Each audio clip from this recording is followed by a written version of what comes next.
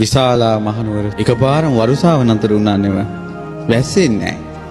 වැස්ස අඩු වීගෙන එනකොට තියෙන දේ කාලා බීලා බීජවලට තියාගෙන හිටපු දේවත් කාලා බීලා ඉවර වුණා.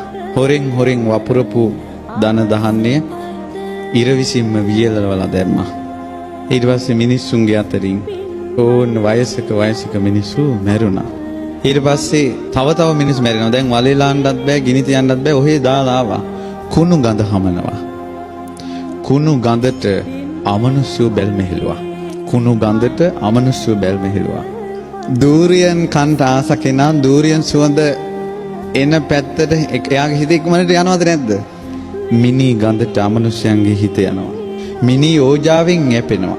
ඊට පස්සේ මිනිසුන්ට බැල්ම වැටුණා. බැල්ම වැටිලා මිනිස්සු ඕන දැන් අමනුෂ්‍ය ප්‍රශ්න වලින්. දැන් ලෙඩ වෙවිනේ මැරුණේ, වසංගතෙන්නේව මැරුණේ, රෝග බියත් හටගත්තා, දුර්භික්ෂ බියත් හටගත්තා, අමනුෂ්‍ය බියත් හටගත්තා. තැන් වල මැටකෝටු. විශාලා මහනුවර සොහුනක් වගේ වෙලා ගියා. පනනල තියෙන මිනිස්සු ලීවල එල්ලි රජමාලිගාවේ දොරටුවට ගියා. රජුරෝ ඉදිරියේ කෑ ගහලා කිව්වා කිසිම දෙයකින් පිළිතුරක් නැහැ. තථාගතයන් වහන්සේ වඩම්මන්ට දූත පිරිසක් එව්වා. මගදී බුදුරජාණන් වහන්සේ වැඩ ඉන්නේ. ඇමතිවරු කිව්වා ඉස්සෙල්ලාම තථාගතයන් වහන්සේට ආරාධනා කරන්න. රජුරෝ නම් එවැනි එකක් නැහැ. භාග්‍යවතුන් වහන්සේට ආරාධනා කළා. භාග්‍යවතුන් වහන්සේ සියල්ල දුටුවා. එතනින් පස්සේ වෙන දේවල්. මාන්දම හැදිලා ඉන්නවා. රහත් වෙන්න පින් තියෙන අය පේනවා. කට උඩට අරගෙන වේදනාවෙන් කෑක ගහ ඉන්නවා මුළුවල. පේනවා බුදු ඇසට. අමනුෂ්‍යව අහගෙන ඉන්නවා සෝවාන් වෙන්න පින තියෙන අය මුළුවලට වැටිලා. රජ්ජුරුව ලහිලහියේ දුවගෙන ගිහලා හුවා ස්වාමීනි හැබෑද විශාලාවට වඩිනවා කියන්නේ. භාග්‍යවතුන් වහන්සේ වදාළා වඩින්න ඕන. මොහොතක් ඉවසනසේක්වා. ගංගා මතකයි නේද?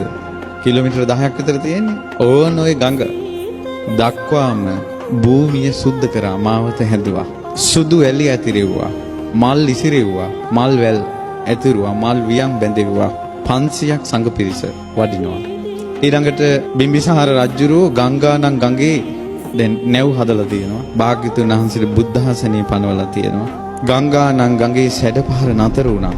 බුදුරජාණන් වහන්සේ විශාලාවට සමීප වෙන්නම ආකාශයේ වලාකුළෙන් පිරී ගියා. මගේ බුදුරජාණන් වහන්සේ විශාලා මහනුවරට උතුම් සිරිපා කමල තබනකොටම ශ්‍රී පතුල ස්වර්ණ වර්ණයි ස්වර්ණ රශ්මි විහිදෙනවා.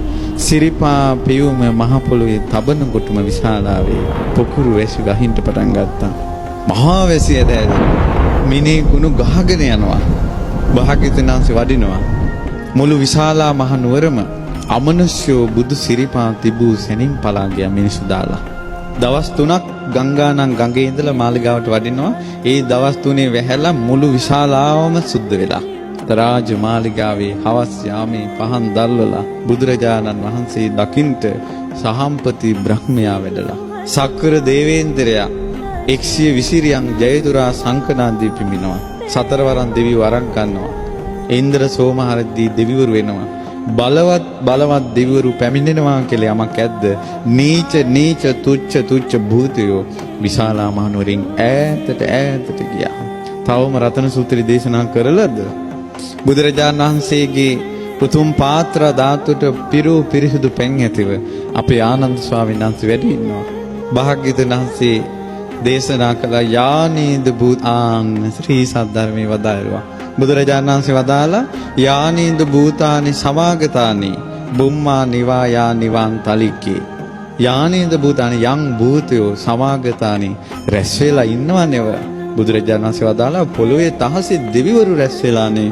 බුදුරජාණන් වහන්සේ වදාලා සබ්බේව භූතා සුමනා භවන්තු. මේ සියලුම භූතයෝ මේ දෙවිවරු සුමනා සුවපත් වේවා. සුවපත් සිත් ඇත්තෝ විත්වා. තුන් ලෝකීටම පතුරන මහා මෛත්‍රී නිධානයේ ඇති තථාගතයන් වහන්සේ ඉස්සලාම මෛත්‍රිය පැතුරුවා. අර ආකාශයේ පොළොවේ ඉන්න දෙවිවරුන්ගේ ශරීර සීතල වෙලා ගියා. ඒ වචනේ ඇහෙනකොට අතෝපි සක්කංච සුනන්තු භාසිතං මම දැන් යමක් දේශනා කරනවා. හොඳට අහන්න. තස්මායි භූතා නිසාමේත සබ්බේ මෙත්තං කරෝත මානුෂයා පජාය. ඇයි මේ මිනිසුන්ට මෛත්‍රිය කරන්නේ නැත්තේ? මෙසිත වඩන මිනිසුන්ට බුදුරජාණන් වහන්සේ සුවපත් වේවා කිව්ව සැනේ ශරීර සීතල වෙලා ගිය අයට කිව්ව ඇයි මෛත්‍රිය වඩන්නේ නැත්තේ? දිවාච රත්තෝච හරන්ති බලින් මිනිසු පහන් තියතියා ශීර හදා මල් පූජා කර කර දුන් දිදී දෙවියන්ට පූජාවල් කරනවා පින් දෙනවා. ඇයි මේ මිනිසුන්ට මෛත්‍රිය කරන්නේ නැත්තේ? දැන් දෙවියන්ට කිව්වා අඩුම තරමේ මේ විශාලාවේ ප්‍රශ්නේදී දෙවියන්ට මෛත්‍රියෙන් උදව් කරන්න තිබ්බා කියලා. දැන් දෙවිවරු කොහොම ඔයාලගේ වචනෙන් කිව්වොත් තක්කු මුක්කු වෙලා. බුදුරජාණන් වහන්සේ වදාලා යං කිංචි විත්තං ඉදවා හුරංවා. මේ තමයි ලෝකේ උතුම්ම සත්‍යක්‍රියාව. යම් කිසි ධනයක් තියෙනවා නම් වස්තුවක් තියෙනවා නම් මෙහි හෝ පරලොව සග්ගේ ස්වායන් රතනම් පනීතං මෙහි හෝ පරලොව හෝ යම් වස්තුවක් තියෙනවා නම් දෙව්ලොව උතුම් මණිකක් තියෙනවා නම් නනෝ සමන් අත්ති තථාගතේන බුදු කෙනෙකුට සමාන නෑ. සමාන නෑමයි. මේක සත්‍යයක්. සියලු දෙනා සුවපත් වේවා. අහසේ විදුලි කොටන්න ගත්තා. මේ මහ පොළොව සැලී යන්න ගත්තා. මේ වියලී ගිය ගස්වල පත්තර හැදෙන්න ගත්තා. මල් පිපෙන්න ගත්තා. එක වචනයයි වදාළේ බුදු කෙනෙකුට සමාන රත්නයක් මාණික්කයක් තුන් ලෝකෙම නැහැ. සැබෑ බසින් මෙම සිත සැලසේවා. කයං විරාගං අමතං පනීතං. කයං රාගේ ශේකලා දාන, ද්වේෂේ ශේකලා දාන, මෝහේ ශේකලා දාන, විරාගය ඇති කරන අමා මහ නිවන දේශනා කරන ශාක්‍ය මුනීන්ද්‍රයන් වහන්සේ සමාහිත හිතින් ඒ ධර්මයේ දේශනා කළා. ඒ ධර්මයේ කෙලෙස් සංසිඳවනවා, නොයල්ම ඇති කරනවා, කෙලෙස් උපදවන්නේ නැහැ. නතේන ධම්මේන සමන්ති කිංචි. ඒ ධර්මයට සමාන කරන්න දෙයක් නැහැ. යම් බුද්ධ සෙට්ටෝ පරිවන්නේ සුචින් සමාධිමානන්තරි කඤ්ඤමාහෝ. සමාධියක් තියෙනවා. ඒ සමාධිය උපද්දවනවා පින්වන්තයෝ. ඒ සමාධියේ ඵලය අරහත් ඵලය. ඒ සමාධිය පැද්දුවොත් අනිත්‍ය දුක්ඛ අනාත්ම විදිහට මේ ලෝකේ දැක ත්‍රිලක්ෂණය මනසින් දැක මේ සසර කෙරෙහි විරාගී නොයල්මින් යුතු සමාධියක් උපදිනවා. අරහත් ඵල සමාධිය. ඒ සමාධියට සමාන කිසිම සමාධියක් ලෝකේ නැහැ. ඒ සමාධිය උපද්දන්නේ බුදු කෙනෙකුගේ ධර්මයෙන්. සමාන දෙයක් ලෝකේ නැහැ. මේක ධර්මයේ තියෙන වටිනාකමක් සත්‍යයි.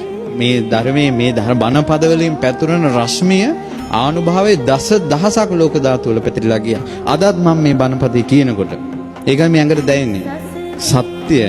සැබෑ බසින් මෙම සිත සැලසේවා. බුදුරජාණන් දැක්ක ආනුභාවයේ පැතිරිලා යනවා. මිනිසුන්ගේ හිත සාන්ත වී යනවා.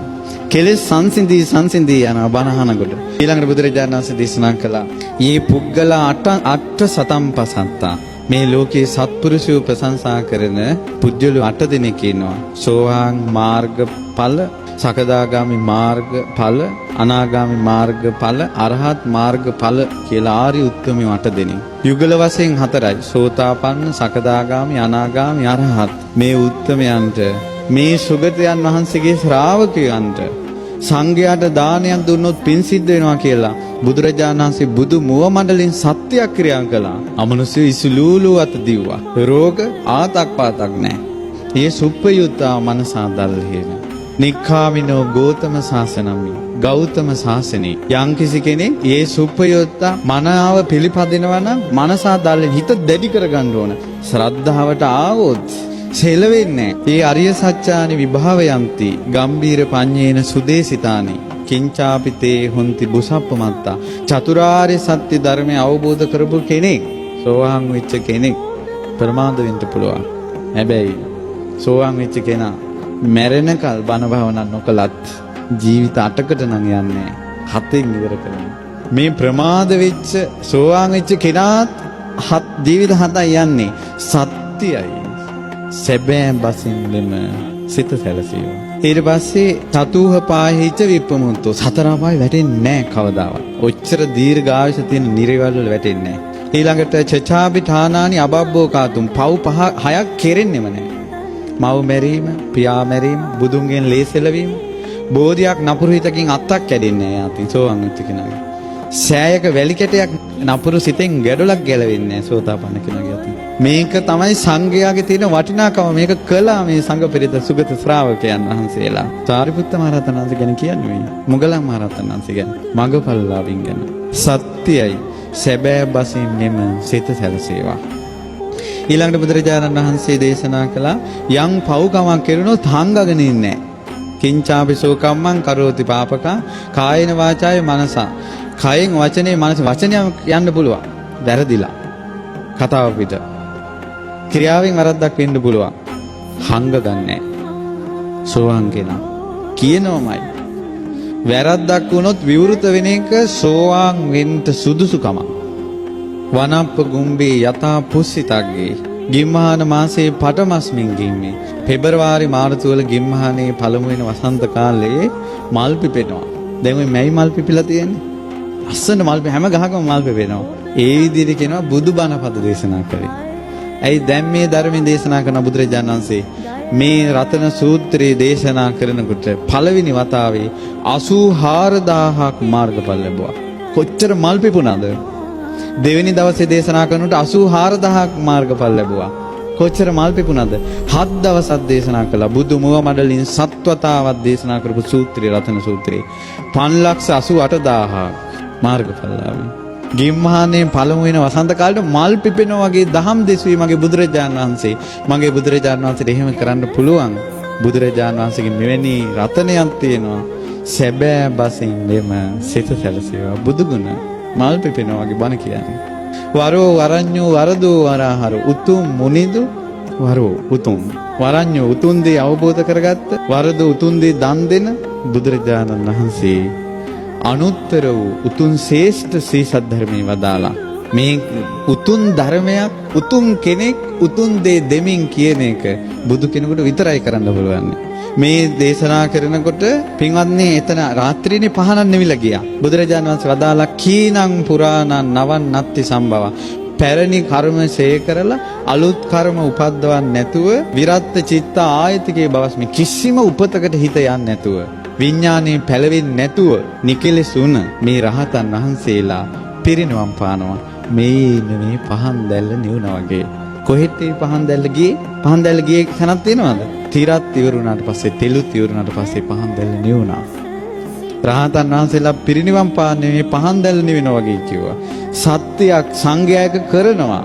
සැබෑ බසින් මෙම සිත සක්‍ර දේවේන්ද්‍රයාගේ මුළු ශරීරයම ප්‍රසාදේ පැතිරිලා ගිහිලා ආකාශයේ ඉන්න බෑ දැන්. සක්‍ර දේවේන්ද්‍රයා ආකාශයෙන් වැඳ වැටුණා බුදුරජාණන් වහන්සේ ළඟ දකුණු ශ්‍රී ධනමණ්ඩල බිම තියලා. සක්‍ර දේවේන්ද්‍රයා ස්වාමීනි භාග්‍යවතුන් වහන්සේ අහසෙත් පොළොවෙත් ඉන්නවා දැන් දෙවිවරු.